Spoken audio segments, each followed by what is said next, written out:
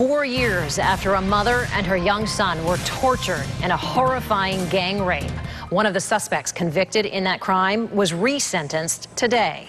Nathan Walker was originally given life in prison without parole for that crime back in 2009. But because the Supreme Court ruled that juveniles could not be sentenced for life for any crime less than murder, he was back in court this afternoon to face a judge. News Channel 5's Liz Flynn was at that hearing today. She's joining us live from the Palm Beach County Sheriff's Office. Liz? Shannon, Nathan Walker learning his fate right here this afternoon. He will not be spending the rest of his life behind bars. However, he won't be getting out anytime soon. Judge Krista Marks sentencing him to 60 years behind bars with credit for time served and 10 years probation as a sex offender.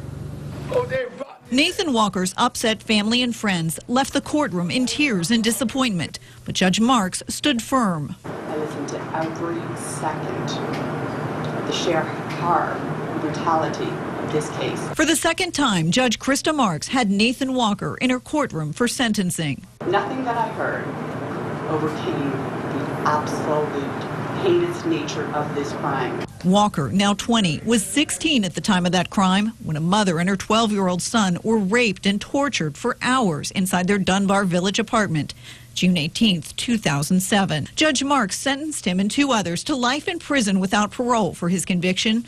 But a Supreme Court ruling last year means juveniles cannot be sentenced to life for any crime less than murder.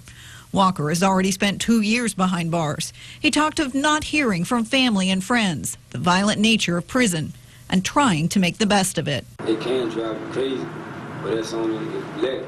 His attorney, Robert Gershwin, had asked for his release after 20 years, saying his client would have little time to live outside of prison if he were to serve 50 to 60 years.